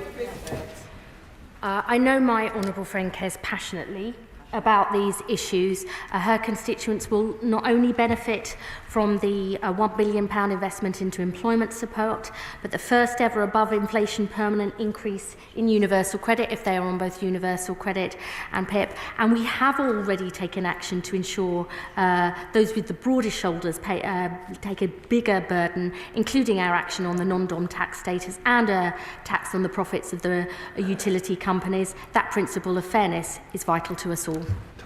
Jim Shannon. Minister, I go on the tube twice a week, and the disability seat in the carriageway, it says not every disability is visible. With that being in mind, will the Secretary of State commit to ensuring that those with severe mental health issues such as paranoid psychosis, those with anxiety, those with depression, those with PTSD, mental issues, that they who already fear phone calls and withheld phone numbers coming to their houses, that they will not be impacted or hounded when trying to root out fraudsters? And does the Secretary of State accept that for those with severe mental health who do not understand their illness, that they can't explain, what they can't grasp, and how will these people, my people, our people, be protected? I think everyone's situation and condition is individual and personal to them. That's why it's really important any reassessments are done on an individual case-by-case basis. I would say that there will be people with psychosis and schizophrenia who can never work, but I have also, in Leicester, met people with precisely those conditions who have got work through the employment advice provided by the NHS in individual placement and support. That is why the pathways to work, employment support, I've said, is personalised and tailored to that individual need.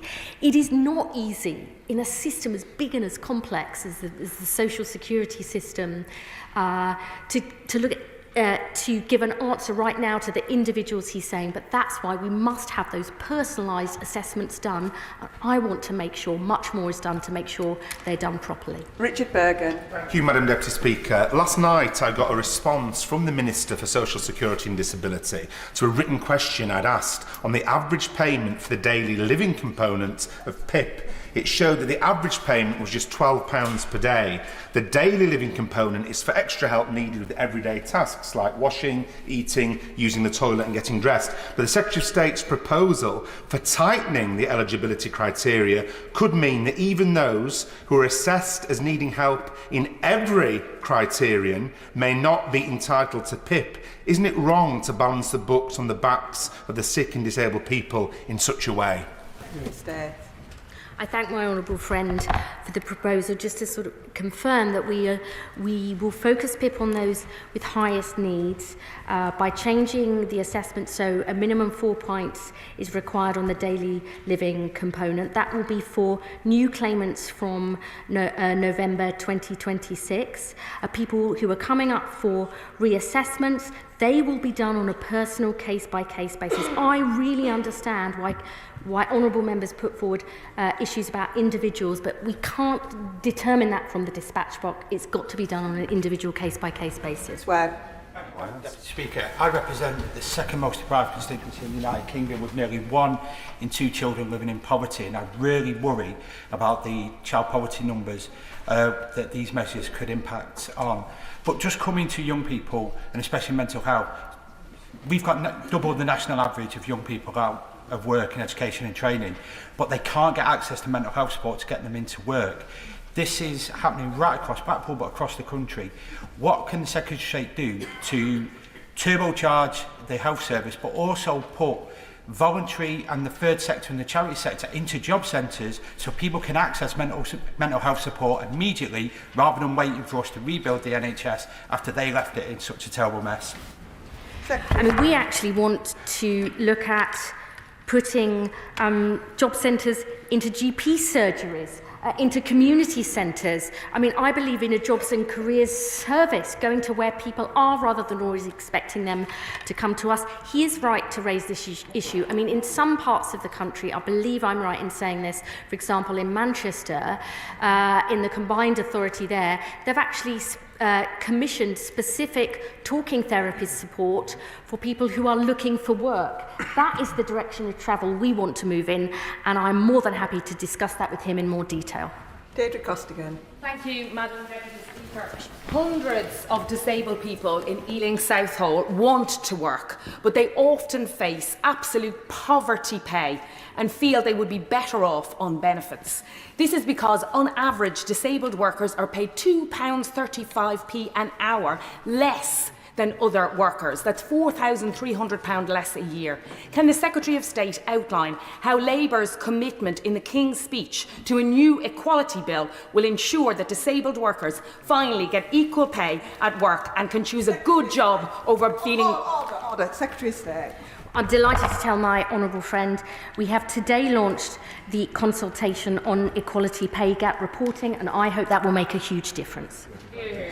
Blair McDougall. Madam Deputy Speaker, if we do believe in the social model of disability described by the member for Penistone and Stockbridge earlier on, can I encourage the Secretary of State and all of us to find a different language to talk about this? Because when we talk about disabled people as unable to work, we ignore the fact that the majority of disabled adults are in work, and those that are not often are desperate to get into work but are held back by low pay and by lack of opportunities. And can we look again at access to work to make sure that the largest and most profitable employers are bearing more of the costs of adapting? Can I remind members, there's a lot of members to get in. Please help each other and keep your questions and your answers short. Secretary of State. He's right, there's actually more disabled people in work than ever before. We need to recognise it and go further. We are launching a consultation on access to work to make sure that more people are able to get that vital support and that it goes into the right place at the right time. Mohamed Yassin. Thank you, Madam Deputy Speaker. I agree with the government that welfare reform is necessary, but many of my constituents are very worried about support they rely on being removed. 14 years of austerity under the Conservative took its toll on our nation, with public services cuts and cost of living crisis pushing people to the brink. So what the government is doing to address the root cause of people being unable to work, rather than just focusing on symptoms? Secretary of State. We are precisely focusing on the root causes. What more we can do to change the world of work, how we can get people back to health and back to work, how we can give people the skills that they need, tackling the disincentives in the benefit system. I'm not interested in tinkering around. It's too important for people, and life is short. I want to get this right, tackle the root causes, and put this country on a pathway to success. That echoes. Speaker, many organisations, including our own NHS, use punitive capability processes when scoring people's illness when they become sick during work. and this adds additional stress to the people who need support most. What support will you give to employers to ensure that their employees are well supported if they're experiencing ill health? Our Keep Britain Working review, led by the former John Lewis boss, Sir Charlie Mayfield, is looking precisely at this issue. What more can we do to support employers to help give more opportunities for sick and disabled people to get work and to stay in work? Sarah Sultana. The Resolution Foundation has warned that cuts to PIP could see 620,000 people lose around £675 a month, hitting the poorest families hardest. With 870,000 children living in PIP-receiving households, 290,000 of whom are already living below the poverty line, how can the government justify pushing more disabled people and children into poverty instead of pursuing fairer alternatives such as a 2% wealth tax on assets over 10 million? This would raise 24 billion, 5 times as much as those proposed from these cuts. Is austerity 2.0 the change people really voted for? Secretary of State. Spending on working age sickness and disability benefits will still rise substantially over this Parliament. The full assessments of the numbers affected and by how much will be published alongside the Spring Statement. Harpreet Uppal. Thank you, Madam Deputy Speaker, and can I thank the Secretary of State for her statement. Cuts to social security for disabled people under the previous government led to disabled people living in poverty with little or no increase in employment rates. So what assessments have been made on the impact of disabled people's income as a result of these changes, and will she make sure any reforms are compassionate and that disabled people have a voice in any changes? Secretary of State. Many honourable members have asked this. We will publish the equality impact and poverty impact analysis alongside the Spring Statement. I believe we need to treat people with dignity, respect and compassion, but we also have to face up to the challenges of a failing system that is currently not sustainable, not for the public finances, although that is true, but for the very people who will depend on this in future. That's what we're trying to change. Dixon. Deputy Speaker, and I thank my honourable friend for reassuring Shipley constituents with profound disability that they will be protected under these reforms. My niece, who herself has autism and has faced significant barriers to work, is a health coach in a job centre locally. She's helping other people with disabilities, neurodiversity issues and mental illness to find work, but she's frustrated that she doesn't have access to the fit notes. Will the Secretary of State ensure that job centre staff have the time, information and resources they need to support people with disability and health problems to find suitable and rewarding jobs? As always, my honourable friend absolutely hits the nail on the head.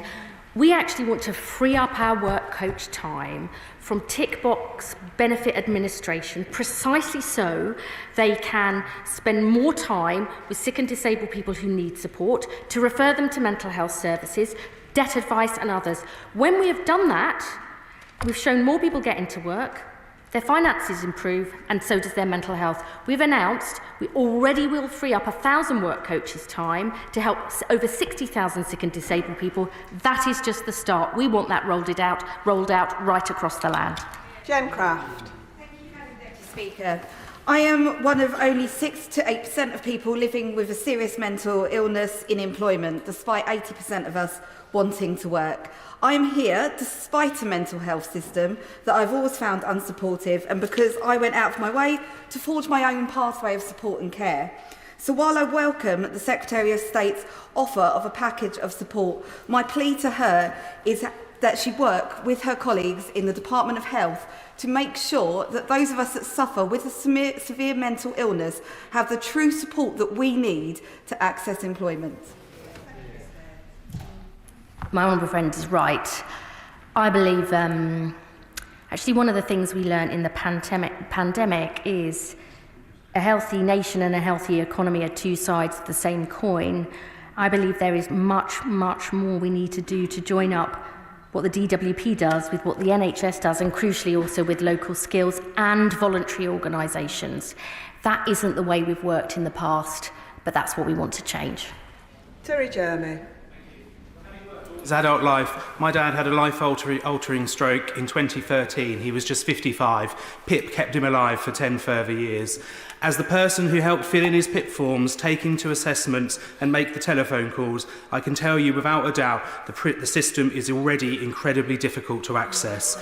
Will these reforms help speed up the process for PIP assessments and decisions which take far too long in the current process? Yes, what we've announced in the Green Paper is we're going to have a review, alongside the changes that we will legislate for, that we'll have a review of the assessment process, PIP process, led by my Right Honourable friend, the Minister for Social Security and Disability, working with disabled people, the organisations that represent them and others. We have got to sort this out, and I think this is one of the great tragedies. It is a miserable system for everybody. I don't want it to be like that. We need to change it.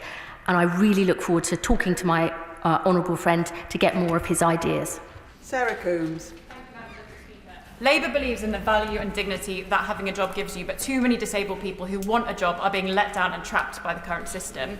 There are organisations such as Sweden and West Bromwich which helps people who have disabilities and long-term conditions into employment with the right tailored local support. So can I ask the Minister to confirm that this package of reforms is going to support people into good, fulfilling work via these local organisations, and we're going to protect those people with long-term conditions who will never be able to work? Yes. Natasha Irons. Thank you, Madam Deputy Speaker. The system is clearly broken, and I welcome the urgent work to get it fixed. But what reassurance can she provide for the children living in households receive PIP but also living in poverty? What reassurance can she provide for the 1 in 5 people in receipt of universal credit and disability benefit that are reliant on food banks already? And what reassurance can she give to my constituents, the 6,000 people of which claim PIP, that they need for dignified lives? I know, having chaired Feeding Leicester for years, unfortunately I had to give it up when I got this job, I know only too well the issues people face right across my city and in the constituency she represents. Our objective here is for those who can work, to get them into good work, because that is the sustainable way to tackle poverty and inequality in this country. And we also have a commitment to a cross-government, bold child poverty strategy, which we hope to be publishing shortly. Neil Duncan-Jordan. Madam Deputy Speaker, being healthy is shaped by the world around us, from the homes we live in to the air we breathe and the money in our pockets. Would the Secretary of State therefore agree there is a moral case to tackle the social determinants of ill health and the causes of poverty, rather than cutting the benefits of the most vulnerable people in our society? I mean, I worked in health, and my first job was actually on tackling health one of my first jobs on tackling health inequalities when I worked at the King's Fund charity. And that is precisely why we're looking not only at building more homes, but building more decent homes. Why we don't just want people to get jobs, but to get good jobs.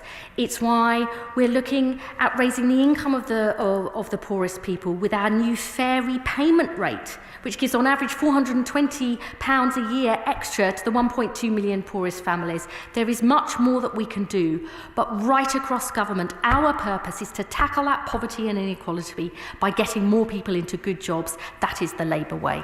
Yuan Yang. Deputy Speaker, I strongly congratulate the Secretary of State for the £1 billion package of employment support. Many active labour market policies have been shown to have considerable economic impact. Historically, it's been difficult for the OBR to score the positive impacts of active policies as opposed to the more straightforward impacts of budget reductions. Will the Secretary of State commit to working cross-departmentally to ensure that we have long-term investment in the health of our nation, which is so fundamental to the wealth of our economy? Yes. Lola McAvoy. Thank you, Madam Speaker. I welcome the reforms outlined and the commitment to make sure that our most vulnerable disabled people are protected from these changes. In Darlington, we know the value of work, but I have come across constituents who have been out of work for a long time. They have been in work placements, they've got learning difficulties, they could work, but were badly bullied and have been scarred by 14 years of rhetoric around how they are work shy. What reassurances can the Minister and the Secretary of State give us that these people will be offered safe and secure placements in work? I'm not interested in blaming people to grab easy headlines. We've had that for too long. I know many people with autism and neurodivergent people who who have been treated badly. That needs to change. If the Honourable Lady would like to send more case studies and example in her constituency, I will look at that to see whatever we can do. We will try and put that right. Ian Byrne. Thank you, Madam Deputy Speaker. Many will see the removal of £5 billion from the social security system as not reforms for the continuation of the failed ideology of Tory austerity, which has already cost thousands of lives. That's why I've had hundreds of disabled constituents tell me they're absolutely terrified about what the government's planning to do. So does the Secretary of State really believe it is fair to balance the books on the backs of disabled people and the poor, rather than introducing a wealth on the super rich? I mean, that's, just have to be honest, that's not what we're doing. I don't accept the status quo. I think it's miserable for people who can work and miserable for people who can't, and that's what I want to change. Conor Naismith. Thank you, Madam Deputy Speaker, and can I thank the Secretary of State for the tone she struck today in reflecting that we are talking about people's lives and not figures on a spreadsheet, and I hope to see that reflected in the delivery of these plans. But trust in these systems amongst disabled people is low, following 14 years of a failed punitive approach by the Conservative Party, and speculation in recent days has left my constituents feeling fearful. So what assurances can the Secretary of State give me that those with the most severe disabilities, those who are genuinely unable to work, will be no worse off under these plans? I can absolutely give that commitment, and I just want to say this about an issue many honourable members have raised, which is about the culture of how they feel they've been treated or the headlines they see in the papers. It is really important we change that. I know that we can't do that overnight, but the entire team in the DWP, our ministers and also the officials know we want to change that so we can get people on a pathway to success. Becky Cooper. Speaker, and I thank the Minister for her statement. Welfare reform must hold responsibility for ensuring that incentivising people into work does not produce unintended health consequences, not least, as she rightly points out, by generating fear and uncertainty. Would the Minister therefore agree that we need to address the health inequity issues that are delaying treatment of mental illness and our underlying public health and inequality issues? Welfare reform and NHS transformation must complement each other to make sure that no one is left behind. I absolutely agree that we need to tackle these issues, but I just would say this. There is more and more evidence that good work is good for mental health, for people with anxiety and depression and those with serious conditions, if that support is done in the right way. I have seen it for myself in my own constituency from the work that the NHS is doing. We've got to spread that far more widely. Lizzie Collins. Thank you, Madam Deputy Speaker. We know that helping people stay well, managing long-term conditions or disabilities almost always is cheaper in the long term. Can the Secretary of State tell me how she will account for the potential wider system costs of changing any money that is available to people with disabilities or long-term conditions? So for many years before I was appointed in opposition as Shadow DWP, I worked in health and social care. And I know that actually helping people to manage their own long-term conditions is absolutely essential, where we give people power, control, and agency over their lives rather than telling them somehow the doctor or somebody else always knows best. That is a principle I deeply believe in, and it's something that I will work closely with my Right Honourable friend, the Health Secretary, on. I know he believes that too. There's much more we can do, but we will definitely make a start. I will get everybody in, I think, at this rate. Kirsten Sullivan, thank you. Deputy Speaker, I recently held a child poverty roundtable in my constituency of Bathgate and Linlithgow, and one of the issues raised repeatedly was that many people who want to work find themselves worse off when they lose benefits and find themselves pushed into hardship. So what assurances can my Right Honourable friend provide my constituent that under these changes they will be better off in work and they'll no longer be penalised for wanting to improve their life circumstances and those of their families? honourable friend raises a really important point, and I would say it would be really good if she could talk to my right honourable friend, the Minister for Social Security and Disability, who is reviewing universal credit, as we promised in our manifesto, to tackle poverty and make work pay. We have got to make that a reality for everybody in this country, and I'm sure if she talks to him, he will talk more about what we're doing in this regard. Sarah Smith.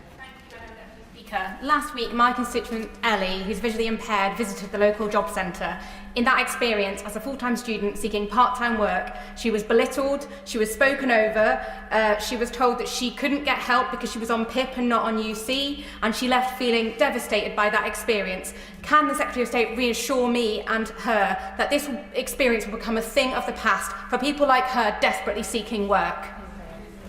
That is absolutely my intention, and I would ask my honourable friend, can you send me the details, because I will look into it personally. John Slinger. Deputy Speaker, does my right honourable friend agree that the clue is in the name of our party? Because we believe in dignity in work, enhanced workers' rights, dignity and far more support for disabled people and people with health conditions seeking work, particularly with the right to try, dignity and compassion for those unable to work, especially ending reassessments, and that it's this Labour government that will get Britain working, get welfare working better, with compassion and support at its heart. Yeah. Very much agree with my honourable friend's sentiments. I don't pretend this will change overnight. I know it is a huge agenda, but we're in politics to make a difference, and a big difference, because, as I said, life's short and we've got much we need to do. Antonia Bands. Thank you, Madam Deputy Speaker. Many of us in this place have fought alongside the parents of severely disabled people, not least against our broken SEND system. Can the Secretary of State reassure those parents who may be looking at the proposed changes to the UC Health eligibility for under 22s and feeling deeply dismayed right now? I want to say to my honourable friend, while we are consulting on this proposal, we want to make sure those severely disabled who will never work will be protected on that. But I also know that there are many young people with special educational needs and learning difficulties who, with the right support, can make a contribution, live independently and get work. I am working closely with my right honourable friend, the Education Secretary, to get this right, because it's really important that we ensure all young people get the support and opportunities they deserve. Polly Billington. Thank you, Madam Deputy Speaker. My right honourable friend will know that the Tory legacy in coastal communities like mine in East Thanet is a broken welfare system and a broken economy. The number of people claiming PIP has more than doubled in my constituency since 2018, and the statistics on young people claiming for mental health conditions are particularly heartbreaking. But two things can be true at once. Too many people are being written off without a path to wellness and work, and there must be reliable support for those who can't work. Can my right honourable friend explain how reducing support for those who struggle to wash and dress themselves will help tackle either of these challenges? My right honourable friend, as always, speaks passionately about her constituency and the need to make sure that the support for people who can work is there, but also that we protect those. I would say every case needs to be judged on an individual basis. We will make sure that that happens. And may I say to the House and Madam Deputy Speaker, I know many people would have wanted to ask more questions and to say more. My door is always open. We want and need to get this right. We'll have more debates about this, but if any honourable member on either of the side of the House wants to contact me with more questions, myself and the team will do everything we can to address these openly, honestly and quickly. And the final question from the backbench is Chris Vince. Thank you, Madam Deputy Speaker. And I thank the Secretary of State for her statement today. I think we all know that the current system is not only broken, it's also unsustainable, and I welcome her focus on supporting the long-term unemployed, and I would point to some good examples of work we're doing in my constituency of Harlow. Would she, however, agree that we need to support those constituents in Harlow, many with severe disabilities, who cannot work, and end this merry-go-round of constant reassessment? Saving the best till last, as always, for the honourable gentleman for Harlow. We absolutely will protect those with severe disabilities who can never work, and I don't want to see them having to go through reassessments that are deeply worrying to people. We want to put that right, and for people in Harlow who can work but have been denied the opportunities, we'll fix the broken system, tackle the perverse incentives that we were left by the Conservatives, and give people hope and opportunity that there are better days ahead.